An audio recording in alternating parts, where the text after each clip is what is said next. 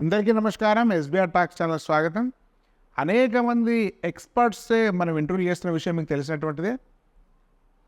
హైదరాబాద్లోని అతి కొద్ది మంది ఎక్స్పర్ట్స్లో చాలా అనుభవం గడించినటువంటి మంచి ఫ్యాకల్టీస్లో, అదేవిధంగా గ్రాస్ రూట్ నుంచి ఒక మంచి స్థానానికి ఎదిగినటువంటి, ఒక మంచి ఆశయం ఉన్నటువంటి ఒక విద్యారంగ నిపుణుచే మనం ఈరోజు చర్చ చూడబోతున్నాం. కాబట్టి ఈ వీడియోని అందరూ కూడా తప్పనిసరి చూడవరు చూడండి. నేను వారిని పరిచయం చేస్తే చర్చలోకి వెళ్దాం. వారి పేరు దేవేందర్ రెడ్డి సార్. నార్మల్గా కర్ణాటక అంతా కూడా డిఆర్ సార్ అనే ప్రేమతో పిలుచుకుంటారు. సో కాబట్టి డిఆర్ సార్ అనే మనం అంటేనే చాలామందికి అర్థమవుతుంది. సో వారు చాలా వరంగల్లోని గ్రామీణ కుటుంబంలో జన్మించి ఒక విద్యారంగంలో ఒక ట్రెండ్ సెంటర్గా నిలిచినటువంటి వ్యక్తి. కాబట్టి వారి గురించి మాట్లాడడం వల్ల అనేక విషయాలు పేరెంట్స్కు పిల్లలకు తెలుస్తాయి. కాబట్టి తప్పనిసరిగా వీడియోని చివరి చూడండి. నమస్తే సార్. నమస్కారం ఎస్బీఆర్ గారు. మొదటగా ఈ సువర్ణావకాశం ఇచ్చినటువంటి ప్రతిష్టాన్ గ్రూప్ వారికి నా ధన్యవాదాలు. సార్ యాక్చువల్గా చాలా విస్తృతమైన ప్రయాణం మీది. వరంగల్లో ఒక మారుమూల గ్రామంలో అప్పుడుండేటువంటి పరిస్థితి ప్రకారం చాలా ఒక నిరుపేద కుటుంబంలో పుట్టాం. అవును సార్, మనందరం కూడా అట్లా ఉన్న వాళ్ళమే. అవును. సో అక్కడి నుంచి మా ఇళ్ళను దాటి అటు ఢిల్లీలో అటు కర్ణాటకలో మీ ప్రతిభ చూపి ఒక రకంగా డిఆర్ సార్ అంటే ఒక బ్రాండ్ లాగా మారిపోయి మీ పేరే కాలేజ్ పేరు లాగా మారేంత ప్రఖ్యాతి గణించారు. అసలు యాక్చువల్గా మీకు ఎట్లా సాధ్యమైంది? మొదటి నుంచి కూడా ఇంటర్మీడియట్ నుంచే నేను హోమ్ ట్యూషన్ చెప్పేవాడిని. ఇంటర్మీడియట్లో ఉన్నప్పుడు 8th and 10th వాళ్ళకి, డిగ్రీలో ఉన్నప్పుడు ఇంటర్మీడియట్ వాళ్ళకి హోమ్ ట్యూషన్స్ చెప్తూ రూమ్లో ఉండి అప్పుడున్న ఫైనాన్షియల్ కండిషన్ దృష్ట్యా I was earning while learning. So అప్పటి నుంచే ఈ ఎడ్యుకేషన్ సిస్టమ్ మీద నాకు చాలా ప్యాషన్ ఏర్పడింది. సో ఆ విధంగా ముఖ్యంగా ఈ ప్రైవేట్ ఎడ్యుకేషన్ సిస్టమ్ వైపు రావడం జరిగింది సార్. వరంగల్లో విద్యాభ్యాసం జరిగింది డిగ్రీ వరకు. ఎడ్యుకేషన్ అంతా వరంగల్లో డిగ్రీ వరకు జరిగింది. మాస్టర్స్ ఏమో ఉస్మానియా క్యాంపస్. ఉస్మానియాలో మాస్టర్స్. ఆ తర్వాత మీరు సిద్దిపేటలో చిన్న కాలేజీలో మీరు డైరెక్టర్ ఆఫ్ సిద్దిపేటలో ఒక 6 పార్ట్నర్స్ని కలిసి పెట్టాము. అది సక్సెస్ఫుల్గా వచ్చింది. దాదాపు ఒక స్టేలో 1500 నుంచి 2000 స్ట్రెంత్ వరకు నడిచింది. Only day college. అప్పుడు కూడా మనకు మెదక్ డిస్ట్రిక్ట్లో టాప్ ర్యాంక్స్ ఇచ్చాము. సో ఆ తర్వాత మీరు ఢిల్లీకి వెళ్ళారు కదా? అవునండి. నాకు ఐఐటి బోధించాలనేటువంటి బాగా ప్యాషన్ ఉండేది, చాలా ఇంట్రెస్ట్ ఉండేది. సో అప్పుడు ఇక్కడ ఐఐటి రామయ్య కోచింగ్ సెంటర్ తప్పితే మెగా కృష్ణమూర్తి అని ఇంకొకటి ఉండేది. అవి తప్పితే ఢిల్లీలోనే నార్త్లోనే కోటాలో కానీ ఢిల్లీలో కానీ ఐఐటి కోచింగ్ బాగా ఫేమస్ ఉండేది. ఆకాష్లో చేసిన తర్వాత మన సక్సేనా సక్సెస్ పాయింట్లో పనిచేసి సక్సేనా సక్సెస్ పాయింట్ అప్పుడే స్టార్ట్ అయింది. తర్వాత నారాయణ అదే 2003లో ఇన్సెప్షన్ అయ్యేది. అదే ఇయర్ స్టార్ట్ ఢిల్లీలో నారాయణలో కూడా పార్ట్ టైం పనిచేసిన. అక్కడంటే పార్ట్ టైం కల్చర్ ఎక్కువ. మీరు ఢిల్లీలో కాలు సారే ప్రాంతంలో చూస్తే 100 కొద్ది ఐఐటి కోచింగ్ సెంటర్స్ ఉంటాయి ఒకే దగ్గర. ఒక దగ్గర సిబిఎస్ స్కూల్ చదువుకుంటారు, ఈవినింగ్ వస్తారు కదా. ఈవినింగ్ వస్తారు. ఆ ఢిల్లీ ఐఐటికి ఎదురుగానే ఉంటుంది. సో అక్కడే ఉండేవాళ్ళం. అక్కడే సో ఆ తర్వాత మీరు ఢిల్లీ నుంచి బెంగళూరు వెళ్ళారు. ఢిల్లీ నుంచి తర్వాత ఒక 1 year చిన్న చెల్లె మ్యారేజ్ చేయాల్సి ఉండి హన్మకొండలో మళ్ళీ ఎస్ఆర్లో పనిచేశాను. ఆ తర్వాత బెంగళూరు వెళ్ళడం జరిగింది. అప్పుడు విజన్ ఐఐటి అకాడమీ అని అక్కడ 2007లో ఇట్లాగే ఔత్సాహికులు స్టార్ట్ చేయడం జరిగింది. సో దాంట్లో మరి నాకు IIT coaching plus administration capacity కూడా ఉందని తెలిసి వాళ్ళు ఇన్వైట్ చేసి అకాడమిక్ హెడ్గా పెట్టి ఫిజిక్స్ కూడా చెప్పేవాడిని. అప్పుడు ఫిజిక్స్ క్లాస్ మేము డిఆర్ అనే బ్రాండ్ అక్కడ బిల్డ్ అయింది కదా. అక్కడ అమాంగ్ ద స్టూడెంట్ టైం టేబుల్లో మనకు షార్ట్ కట్లు అబ్జర్వేషన్ చేస్తారు కదా, డిఆర్ అని వేయడం, అందరూ డిఆర్ సార్ అనడం అక్కడ జరిగింది. మన ఇన్స్టిట్యూషన్కి అప్పుడు ఐఐటి చుక్కారామయ్య గారు కూడా 3-4 సార్లు వచ్చారు.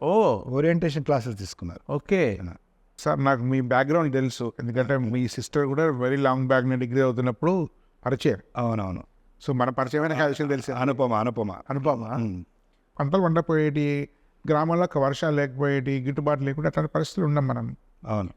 కంఫర్టబుల్గా హ్యాపీగా ఉన్న తర్వాత ఇప్పుడు కాలేజ్ వెళ్ళడం అంటే కాంపిటీషను, ఇన్వెస్ట్మెంటు, ఫ్యాకల్టీ ఎంతమంది ఉంటారో ఎంతమంది పోతారో తెలియదు, ఎంతమంది మధ్యలో హ్యాండ్ ఇస్తారో తెలియదు. సో కాంపిటీటివ్స్ కుట్రలు ఉంటాయి. సో చాలా ఇన్ఫ్రాస్ట్రక్చరు, ఇన్వెస్ట్మెంటు చాలా చాలా చాలా కష్టం. ఆర్గనైజేషన్ నడపడం అనేది చాలా చాలా కష్టం. ఎగ్జాక్ట్ మీరు ఇండివిజువల్ ఎంత అద్భుతం సాధించచ్చు, ఒక వ్యవస్థ నిర్మించడం అనేది చాలా చాలా క్రిటికల్.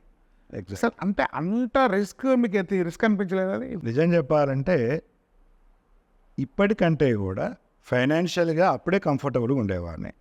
చాలా మంచి శాలరీ వచ్చేది, ఓకే, మంచి అప్పుడు కూడా డిగ్నిటీ ఉండేది. కానీ వేరే వాళ్ళు మేనేజ్మెంట్గా ఉన్నప్పుడు మనం స్టూడెంట్స్కి ఏదైతే న్యాయం చేద్దాం అనుకుంటామో, చిన్న చిన్న ప్రాబ్లమ్స్ ఉంటాయి వాళ్ళకు. స్టూడెంట్ ఒకతను సైకలాజికల్గా డిమోటివేట్ అవుతుంటాడు, వాళ్ళ మోటివేట్ చేయాలి. తర్వాత ఫుడ్, అకామిడేషన్ ఇవన్నీ కూడా వాళ్ళకి చక్కగా ఇవ్వాలి. సో వీటిలలో నేను చాలా ఫైట్ చేయాల్సి వచ్చేది. ఓకే, రోజు నేను మేనేజ్మెంట్ దగ్గర ప్యూర్ ఇన్వెస్టర్స్ అకాడమిషియన్స్ కాదు కదా. అవును, మేనేజ్మెంట్ దగ్గర ఈ ప్రాబ్లం ఉంది ఈ ప్రాబ్లం ఉంది అంటే వాళ్ళు ఏంటంటే గ్రౌండ్ రియాలిటీ తెలియదు కాబట్టి వాళ్ళకి అర్థం కాకపోయేది.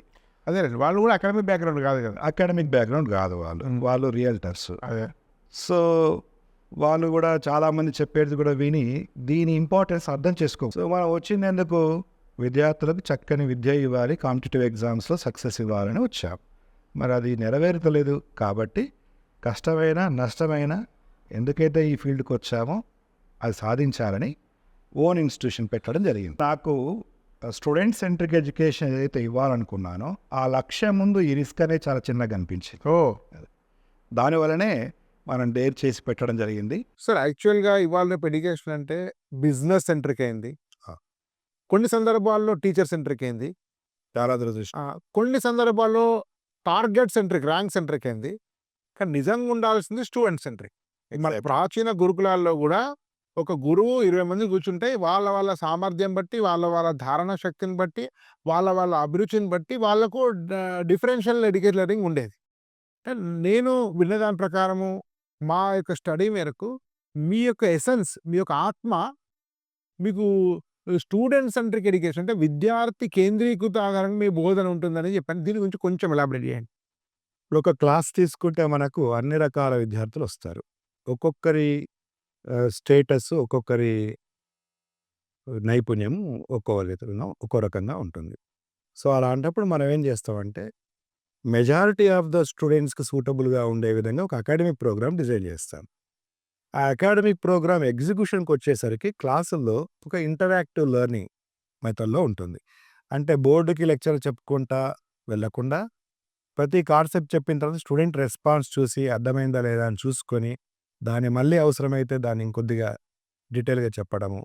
ఇంకా ఏమైనా డౌట్స్ ఉంటే కనుక ఈవినింగ్ స్టడీ అవర్స్ లోపల, కౌన్సిలింగ్ అవర్స్ లోపల వాళ్ళ డౌట్స్ రెక్టిఫై చేయడము. ఒకటి ఇంటరాక్టివ్ ప్రోగ్రామ్, ఇంకేమున్నాయి మీకు? తర్వాత సేఫ్ అండ్ సెక్యూర్డ్ ఎన్విరాన్మెంట్ కలిగించడం రెసిడెన్షియల్ సిస్టంలో.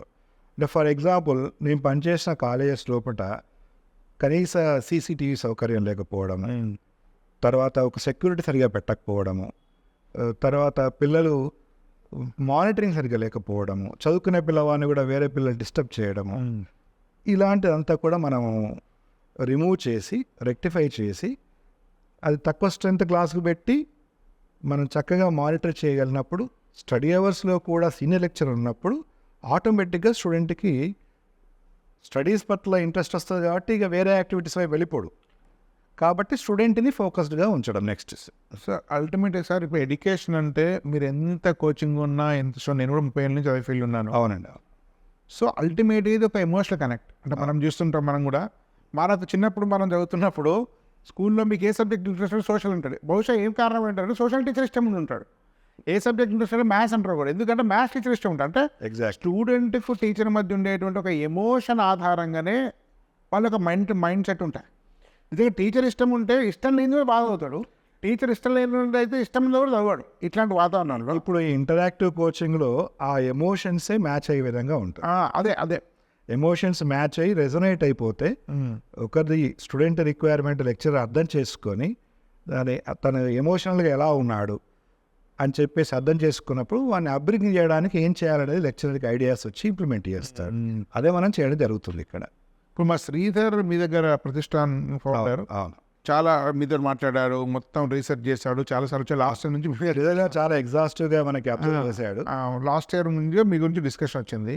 అంటే చాలా మంచి ఇన్స్టిట్యూషన్ అనే దాని మీద ఫీడ్బ్యాక్ వచ్చింది. లాస్ట్ టైం ఏది చెప్పలేదంటే చూద్దాం అప్పుడే స్టార్ట్ అయింది కదా, ఇంకా కొంత సమయం చూద్దామని దాని మీదకి వెళ్ళింది. అయితే సీదా చెప్పిన విషయం ఏంటంటే, నన్ను నేను ఆశ్చర్యపోయిన స్థితి చెప్పిన తర్వాత ఏంటంటే, మీ దగ్గర ఫ్యాకల్టీస్ 10 ఏళ్ళ నుంచి ఉన్నారు, 5 ఏళ్ళ నుంచి ఉన్నారు, మీ విజన్లు ఉన్నప్పటి నుంచి కంటిన్యూ అవుతున్నారు, ఒక ఫ్యామిలీలా కలిసిపోతారు.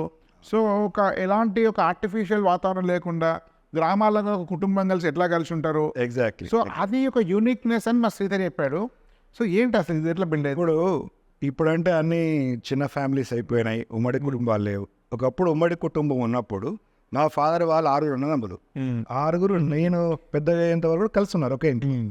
కలిసినప్పుడు మా పెద్దనాన్నగారు ఒక డైరెక్షన్ ఇస్తే మిగిలినటువంటి 5 కూడా ఆ డైరెక్షన్లో పోతూ బాగా వ్యవసాయం చేశారు, బాగా పంటలు పండినాయి.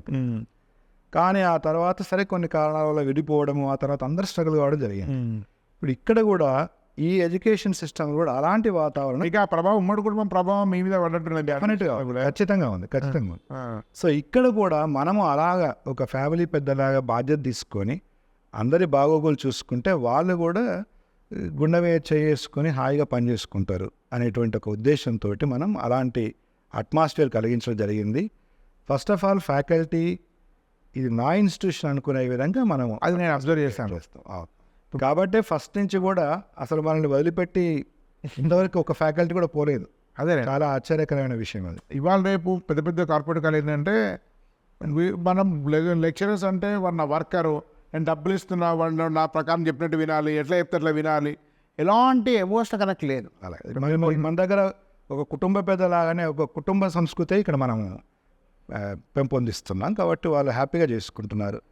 అది కూడా ఇంపార్టెంట్. ఇప్పుడు ఎప్పుడైతే లాంగ్ టర్మ్ ఉంటేనే బెటర్ అండి అది. ఎప్పుడైతే మనం ఫ్యాకల్టీని, ఎంప్లాయీస్ని చక్కని గౌరవం ఇచ్చి ఆప్యాయతతో, ప్రేమతో ఎప్పుడైతే చూస్తామో, వాళ్ళు మన ఆర్గనైజేషన్ అనుకొని ఎప్పుడైతే చేస్తారో వాళ్ళప్పుడు స్టూడెంట్స్కి కూడా చాలా చేస్తారు. యాక్చువల్గా ఇప్పుడు మనం మేనేజ్మెంట్ ప్రెజర్ పెట్టారు ఫ్యాకల్టీ స్టూడెంట్ ప్రెజర్ పెడతారు. ఈ ప్రెజర్ క్యారీ అవుతుంది. మన అంతేకాకుండా మెకానికల్గా చేస్తాం. మెకానికల్గా చేస్తాం. ఇప్పుడు ఒక నిర్లిప్తత ఉంటుంది. చాలా మంది ఫ్యాకల్టీ చూసాను, వాడికి స్టూడెంట్ పేరు తెలియదు, స్టూడెంట్ టీచర్ పేరు కూడా చాలా సార్లు లాస్ట్ బెంచ్ వాడికి ఆ ఫ్యాకల్టీ 2 ఏళ్ళు చెప్తే ఏం పేరు తెలియదు వాడికి. అవును, అంత డిస్కనెక్షన్ ఉంది. అంటే చాలామంది ఇప్పుడు మనం చూస్తున్నాం కదా, సూసైడ్స్ కానీ డిప్రెషన్ కూడా. నాకు తెలిసినంత వరకు మార్కులు రావడం రాకపోవడం కంటే ఆ వాడికి ఆ 16 ఏళ్ళు 18 ఏళ్ళ వయసుల మధ్య ఉన్నప్పుడు ఒక పేరెంట్స్ మిస్ అయిన తర్వాత ఆ ఎమోషనల్ కనెక్ట్ ఫ్యాకల్టీ దగ్గర నుంచి కానీ మేనేజ్మెంట్స్ కానీ రాకపోవడమే నాకు తెలిసి స్టూడెంట్స్ ఎదుర్కొనే సమస్యల కారణం. ఇది మీరు చాలా బాగా అడ్రస్ చేసిన నాకు అర్థమైంది. అవునండి. వాడికి అంటే పిల్లవాడికి first of all basics, concepts, floss ఉంటే అవి నోట్ చేసుకొని చెప్పాలి. మనం A-B రాదా, 2-3 రాదా, అది కూడా చూసుకొని మనం చెప్పి కొద్దిగా మనం సపోర్ట్ ఇస్తే అప్పుడు తనకి ఇంట్రెస్ట్ వచ్చి ఇంటరాక్టివ్గా చదువుకుంటూ. మీరు కొంత పేరెంటింగ్ కూడా చేస్తున్నారు టీచింగ్తో పాటు. Parenting is a part of teaching. Parenting, motivating, awareness create చేయడము, తర్వాత వాడి సైకలాజికల్, సోషో ఎకనామికల్ పొజిషన్ తెలుసుకోవడము, దాని తగ్గట్టుగా వాళ్ళకి గైడెన్స్ ఇవ్వడము, ఇవన్నీ కూడా పార్ట్ ఆఫ్ ద లెర్నింగే కదా సార్. అవును. అది లేనప్పుడు డ్రై అన్నట్టు. అది దానికి మనిషి చెప్తుంది, రోబో చెప్తుంది, ఆన్లైన్ చెప్తుంది. అవి లేనప్పుడు ఎమోషనల్ లేనప్పుడు emotional connection only drives everything. ఇప్పుడు మొన్న బాహుబలి సినిమా కానివ్వండి, కల్కి కానివ్వండి, హిట్ అయినా దాంట్లో ఎమోషనల్ బ్యాక్ డ్రాప్ ఉంది కాబట్టి హిట్ అయినాయి. లేకపోతే అసలు అవును, ఎన్నో సినిమాలు ఎమోషన్ లేక ఎంతకంటే అద్భుతంగా హిట్. ముఖ్యంగా మన ఇండియన్ పీపుల్ అంతా కూడా ఎమోషనల్ పీపుల్ అంతా కూడా. సరే, ఇంకొక విషయం మా శ్రీధర్ చెప్పిన విషయం ఏంటంటే, అంటే మీరు ఇంకొక ప్రత్యేక విషయం అంటే చాలా వరకు ఎట్లా కొంతమంది ఎట్లా చేస్తారంటే, అద్భుతం, అపూర్వం, మేమే నెంబర్ 1, మా దగ్గరికి వస్తే మిరాకిల్ చేసేస్తాం, ఇట్లాంటి ఊకదంపుడు ప్రచారం చేస్తుంటారు. మీరు చాలా యథార్థం ప్రకారం మాట్లాడతారు, ఎక్సాగ్రేషన్ చేయరు. సో మా దగ్గర వస్తే అద్భుతం అని చెప్పకుండా ఉన్నదాన్ని మీరు చేసేదానికంటే తక్కువ చెప్తారని చెప్పాను. నా అడ్మిషన్ సెల్లో ఉన్న అందరికీ నేను చెప్పేది ఏంటంటే, పిల్లవాడి సామర్థ్యాన్ని మీరు కరెక్ట్గా అంచనా వేసి పేరెంట్స్తో డిస్కస్ చేసి వాళ్ళకి ఏది కరెక్టో అదే సజెస్ట్ చేయండి. మన స్వార్థం కొరకు అదే ఎక్కువ ఫీజు వస్తుంది కాబట్టి టైట్గా జాయిన్ చెప్పి అట్లాంటి ఫోర్స్. సార్ ఇక్కడ స్టార్టింగ్ ఇయర్ కూడా నేను second time, third time long term వచ్చినప్పుడు నేను పేరెంట్స్కి సజెస్ట్ చేశాను, అబ్బాయి అనవసరంగా ఇంకో ఇయర్ వేస్ట్ చేసుకుంటే అంటే ఆయన కెరియర్ మొత్తం దెబ్బతింటుంది, ఏదైనా ఆల్టర్నేట్ కోర్స్ జాయిన్ చేపియండి, ఒక్క మెడికలే, ఒక్క ఇంజనీరింగ్ కాదు కదా అని చెప్పేసి సజెషన్స్ ఇచ్చి మనం అడ్మిషన్ తీసుకునే సందర్భాలు కూడా చాలా ఉన్నాయి. ఓకే. నేను చాలా కాలేజీలో వెళ్తుంటా మాట్లాడతాను కానీ చాలా పెద్ద కాలేజీలో 15 నుంచి 15 నుంచి ఎస్టాబ్లిష్ కాలేజీలో కూడా లాంగ్ టర్మ్లో మెడికల్ ఇట్లాంటివి కానీ ఏవి కానీ 50 మంది 70 మంది రావడం అద్భుతం. నేను మీతో మాట్లాడిన నాకు అర్థమైంది 150-200 మంది very first year college year మనకు 230 మెంబర్స్ వచ్చారు. 230 మెంబర్స్ లాంగ్ టర్మ్ అంటే మిరాకిల్. అవును. అది చాలా పెద్ద సంస్థ కూడా ఏంటంటే అంటే యాక్చువల్గా అంటే బెంగళూరు యొక్క కర్ణాటక రిఫ్లెక్స్గా పడుతున్నట్ట అది అవునండి. ఇప్పుడు మనకి బెంగళూరులో ఈ 7 ఇయర్స్ మంచి అంటే అప్పటికి 6 ఇయర్స్ మంచి ఎడ్యుకేషన్ ఇస్తూ ఉన్నాం కాబట్టి అక్కడి పేరెంట్స్ ఇక్కడ కొంత కాంటాక్ట్ ఉన్న వాళ్ళు తర్వాత అక్కడ రిజల్ట్స్ తెలుసుకున్నారు. రాయలసీమ వాళ్ళు కూడా మీ దగ్గరకు వచ్చి ఉండొచ్చు. రాయలసీమ ప్రాంతం వాళ్ళు కావచ్చు, కొంతమంది ఆంధ్ర వాళ్ళు కూడా అక్కడ జాబులు చేసేవాళ్ళు. ఓకే, ఐటీ ఫీల్డ్ సో వాళ్ళు ఇక్కడ మరి డిఆర్ అకాడమీ బాగా చేస్తుంది, హైదరాబాద్కి వచ్చింది, why don't you join there ఉంది వాళ్ళు చెప్పడం, దాని ద్వారా ఇన్ఫ్లుయెన్స్ అయ్యి మన దగ్గరకు వచ్చిన వాళ్ళు చాలా మంది ఉన్నారు. ఇప్పటికి కూడా నిన్న కూడా నేను 2 లాంగ్ టర్మ్ అడ్మిషన్స్ రిజెక్ట్ చేశాను. వాళ్ళకి చెప్పాను, ఎందుకు అనవసరంగా మీరు డబ్బు వేస్ట్ చేసుకుంటారు, సమయం వేస్ట్ చేసుకుంటారు. ఎందుకంటే as an academician I have to give the apt suggestion. ఏదో మన డబ్బు కొరకు మాత్రమే చేస్తే అంటే నేను సపరేట్ ఆర్గనైజేషన్ పెట్టిన ఉద్దేశమే బహుశా ఈ సక్సెస్ అంటే కూడా ఒక ఆర్ద్రతలోనే కనిపిస్తుంది. స్టాఫ్లో కానీ, స్టాఫ్కు స్టూడెంట్స్ కానీ, స్టాఫ్కు పేరెంట్స్ కానీ ఇది ఒక జెన్యూన్ ఆర్ద్రత ఉన్న సంబంధం కాబట్టి ఎవరు కూడా మీరు అందుకే అంటున్నారు కదా మీ రిజల్ట్స్ కూడా ఎవరు ఊహించే రిజల్ట్స్. బహుశా నాకు తెలిసినంత వరకు 40% మేము ఇచ్చేంత వరకు కూడా ఇలా కొత్త చిన్న కాలేజ్ 100 కొద్ది మెడికల్ సీట్లు, ఇంజనీరింగ్ సీట్లు అది ఎవరు ఊహించలేదు. అవును, ఊహించలేదు. మన ద్వారా ఇన్ఫ్లుయెన్స్ అయ్యి ఇప్పుడు కొన్ని ఇన్స్టిట్యూషన్స్ కూడా మళ్ళీ ఆల్మోస్ట్ చేయడానికి ట్రై చేస్తున్నాయి. మంచిగా సమాజానికి మంచి విద్యార్థులు కానీ మంచిది. అదే నా పర్పస్, అందుకే బయటకు వచ్చి పెట్టాను. ఇప్పుడు మొన్న సీట్స్ కూడా చాలా వచ్చినట్టున్నాయి అసలు లాస్ట్ ఇయర్ రిజల్ట్స్ హైదరాబాద్లో చాలా వచ్చాయి. లాస్ట్ ఇయర్ ఇప్పుడు మెడికల్ సీట్లు మనకు 500 పైన వచ్చాయి, 550 మెడికల్ సీట్లు. ఇక్కడ హైదరాబాద్లో 115 వచ్చాయి. ఎంతమంది వచ్చారు? 270 వచ్చారు. లాస్ట్ వరకు ఉంది 240 మంది వరకు ఉన్నారు. ఓకే, సో ఆల్మోస్ట్ 40% ఏవో వస్తున్నాయి. 40% సీట్స్ వస్తున్నాయి. సో ఇప్పుడు అడ్వాన్స్ కూడా చాలా ఎందుకు వస్తున్నాయంటే మనము ఈ కమర్షియల్ కాలేజెస్ లాగా టాపర్స్ని బ్యాచ్ సపరేట్ చేసి మన స్వార్థం కొరకు ర్యాంకు అది ఇస్తారు కదా, 1, 1, 2, 2 అని ర్యాంక్స్ ఇస్తుంటారు కదా, అట్లా వాళ్ళ స్వార్థం ఆలోచించుకోకుండా స్టూడెంట్కి డిజర్వింగ్ రిజల్ట్ రావాలి అనే ధోరణిలో మనం చేస్తున్నాం కాబట్టి హైయెస్ట్ సక్సెస్ రేట్ వస్తుంది. నెంబర్ ఆఫ్ సీట్స్ కాకుండా హైయెస్ట్ కూడా వచ్చినట్టుంది కదా 700 పైన. ఈసారి 706 జమ్మికుంట అవుట్ ఆఫ్ 720 706 వచ్చింది. బట్ నేను అదొక్కటే చూడరు, మనకు మొత్తం సెలెక్షన్స్ ఎట్లా ఉన్నాయి, అందరికీ డిజర్వింగ్ రిజల్ట్ వచ్చిందా అనేది ఇంపార్టెంట్. జమ్మికుంటకు చెందిన గూడూరి వెంకట సూర్యతేజ అనే అబ్బాయికి 706 మార్క్స్ వచ్చాయి. మనం కూడా ఆ అబ్బాయిని 3 లక్షల క్యాష్ అవార్డు ఇచ్చి జరిగింది. చాలా లోయర్ మిడిల్ క్లాస్, సో వాళ్ళ లైఫ్లో చాలా పనిచేస్తుంది. వాళ్ళకి మెడికల్లో ఉపయోగపడదు. ఈసారి మెయిన్సే కాకుండా అడ్వాన్స్ కూడా చాలా ఫోకస్ పెట్టింటారా సార్ ఈసారి ముఖ్యంగా మనకు కర్ణాటకలో వచ్చేసి ప్రతి ఒక్కరు PCMB కోర్స్ అని తీసుకుంటారు. అక్కడ తీసుకొని మెడికల్ ఇంజనీరింగ్ 2 ట్రై చేస్తారు. ఎంబైపీసీ మెడికల్ ఇంజనీరింగ్ 2 ట్రై చేసి మెడికల్ వస్తే మెడికల్ పోతారు, మెడికల్ రాకుంటే టాప్ కాలేజ్ ఇంజనీరింగ్ పోతారు. నార్త్ ఇండియాలో కూడా ఉంది ఆ ట్రెండ్, సేమ్ ట్రెండ్ ఉంది. కానీ ఇక్కడ మన దగ్గర అట్లా కాదు కదా, ఎక్కువ IIT మీద ఫోకస్ చేస్తారు. మరి ఇక్కడ స్టూడెంట్స్ నీడ్స్ క్యాటర్ చేయాలంటే ఐఐటి మనం స్టాండర్డ్గా ఇవ్వాలి. మేము ఆల్రెడీ డైరెక్టర్స్ ఐఐటి చెప్పిన వాళ్ళమే కాబట్టి మాకేం కొత్త కాదు. కాబట్టి ఇక్కడ కూడా ఈ ఐఐటి జేఈ కోచింగ్లో నిష్ణాతులైనటువంటి ఒక 3 లెక్చరర్స్ తీసుకొని మనం జేఈ అడ్వాన్స్ కోచింగ్ కూడా ఈ ఇయర్ స్టార్ట్ చేయడం జరిగింది. అది బెస్ట్ స్ట్రెంత్ అయితే తీసుకుంటారు సార్? అడ్వాన్స్ లిమిటెడ్ స్ట్రెంత్ అండి. అడ్వాన్స్ ఇప్పుడు నెక్స్ట్ ఇయర్ కూడా ఫస్ట్ ఇయర్ మేము 50 నుంచి 60 మందికి తీసుకుంటాం, అంతకంటే ఎక్కువ తీసుకోం అడ్వాన్స్కి. అంటే మనకు అంతకంటే ఎక్కువ మంది తీసుకుని న్యాయం చేయలేము. మనం ఫస్ట్ చాలా ఇన్వెస్ట్ చేసినట్టున్నారు అడ్వాన్స్ ఫ్యాకల్టీ మీద. అవునండి, చాలా ఇన్వెస్ట్ చేయాలి. ఎందుకంటే ఇప్పుడున్న కాంపిటీషన్ దృష్ట్యా తప్పదు. ఇన్వెస్ట్ చేయడం ఒక ఎత్తు, ఇన్వెస్ట్ చేయగానే సరిపోదు కదా, వాళ్ళకి సరైన కోచింగ్ ఇవ్వాలి. మార్కెట్లో డైనమిక్గా వస్తున్న చేంజెస్ అబ్జర్వ్ చేసి వాళ్ళకు ఎక్కడెక్కడ ఏం కావాలంటే ఆన్లైన్ ఎగ్జామ్ కానివ్వండి, లేదంటే ఇంకేదైనా కూడా వీలవుతే ఎవరైనా గెస్ట్ లెక్చర్స్ కూడా పిలిచి ఓరియంటేషన్ ప్రోగ్రామ్ కూడా ఇప్పించాలని మా ఉద్దేశం. బహుశా నేను కూడా చాలా మంది పడ్డాను, మీ యొక్క అడ్మినిస్ట్రేషన్లో ప్రత్యేకత ఉండే అవకాశం. ఎందుకంటే చాలా గ్రాస్ రూట్ నుంచి, రిమోట్ విలేజ్ నుంచి, మామూలు వ్యవసాయ కుటుంబం నుంచి వచ్చిన తర్వాత ఆ కష్టాలు సమస్యలతో గడిచిన ఆ అనుభవం మీరు ఏ ఐఎంలో చదివినా, ఐఐటీలో చదివినా, మీ హార్వర్డ్లో చదివినా రాదు. సో ఆ బహుశా నేను అబ్జర్వ్ చేసినంత వరకు మీరు ఆ జీవితంలో మీరు చాలా నార్మల్ స్థితి నుంచి ఆర్థికంగా నేను చెప్పేది ఇప్పుడు ఒక పెద్ద ఇన్స్టిట్యూషన్ బెంగళూరుకి వెళ్ళి ఒక 7 బ్రాంచెస్ 10 బ్రాంచెస్ పెట్టే స్థాయికి ఎదిగిన క్రమము చాలా నేర్పించారు జీవితంలో. అంటే మీకేమనిపించింది ఈ మొత్తం అనుభవంలో? ఖచ్చితంగా ఒక స్కిల్సే కాకుండా నైపుణ్యతే కాకుండా ఎక్స్పీరియన్స్ ఆల్సో కౌంట్స్. నేను నా జీవితంలో ఈ 27 సంవత్సరాలు అంతకుముందు ఎడ్యుకేషన్ చేసినప్పుడు కూడా పడ్డటువంటి కష్టాలు కానివ్వండి, నేర్చుకున్నటువంటి విషయాలు కానివ్వండి, సమాజంలో విద్యార్థులకు ఉన్నటువంటి మానసిక స్థితి అర్థం చేసుకోవడానికి చాలా ఉపయోగపడ్డది. వాళ్లకు ఎమోషనల్గా టచ్ కావడానికి ఎలా ప్రోగ్రాం ఉండాలి అని ఆలోచింపజేసింది అది. దాని ప్రకారం మనం షెడ్యూల్ వేయడము, దాని ప్రకారం మనం ప్రోగ్రామ్ డిజైన్ చేయడము, దాని ప్రకారమే హైయెస్ట్ సక్సెస్ రేట్ ఇవ్వడం జరుగుతున్నది. అట్లా లాస్ట్ ప్రశ్న సార్, మీరు బెంగళూరులో ఉంటారు, మీరు బెంగళూరులో పాపులర్, సో ఇక్కడ కొత్త బ్రాంచెస్ పెట్టారు, మరి మీరు అక్కడ ఇక్కడ రెండింటి ఎట్లా చూసుకుంటారు? వీటిని మీరు అక్కడి నుంచి మానిటరింగ్ కష్టం అవుతుంది, ఎట్లా చేస్తారు? మరి దాని గురించే ప్రతి బ్రాంచ్కి కూడా నేను ఒక అకాడమిషియన్ని డైరెక్టర్గా ఆ బ్రాంచ్ వరకు పార్ట్నర్షిప్ ఇచ్చి తీసుకోవడం జరిగింది. ఆ అకాడమికల్లీ బాగా ఎక్స్పీరియన్స్డ్ అండ్ ఎక్స్పర్ట్ అయినటువంటి ఆ వ్యక్తి పర్యవేక్షణలోనే జరుగుతుంది. అన్ని మీ దగ్గర నుంచే రిమోట్ ఉండడం కాదు, రిమోట్ ఉండదు, డైరెక్షన్స్ ఉంటాయి, ప్రోగ్రాము డైరెక్షన్స్ మాత్రమే ఉంటుంది. ఓకే, బట్ మొత్తము డైలీ యాక్టివిటీస్ వాళ్ళు అబ్జర్వ్ చేస్తూ ఉంటారు. సో ఖచ్చితంగా ఎవ్రీ మూమెంట్ స్టూడెంట్కి ఏది అవసరమో అది చేస్తూ ఉంటారు. అట్లాగా ధన్యవాదాలు సార్, చాలా చాలా అద్భుతమైన విషయాలు చెప్పారు మీ ఎక్స్పీరియన్స్.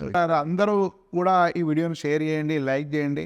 ఇలాంటి అనేక మంది నిపుణుల నుంచి మనం ఇంకా అనేక ఇంటర్వ్యూ చేయబోతున్నాం కాబట్టి చాలా మంది మిత్రులు తెలియజేయండి. జేఈ ఇంజనీరింగ్ సంబంధించినటువంటి కౌన్సిలింగ్ ప్రోగ్రామ్ కూడా ఎస్బెట్ టాక్స్ నుంచి మొదలైంది. మీరు యాప్ డౌన్లోడ్ చేసుకుని అందరితో కోర్స్ తీసుకోవాల్సిందిగా కోరుతున్నాను. ఇది ఒక పెద్ద సమిష్టి కృషి, అనేక మంది టీమ్ ఎక్స్పర్ట్స్ ఈ సలహాలు అందించడం కోసం ఉన్నారు మా ఛానల్ ద్వారా. ధన్యవాద్. భారత్ మాతా కీ జై.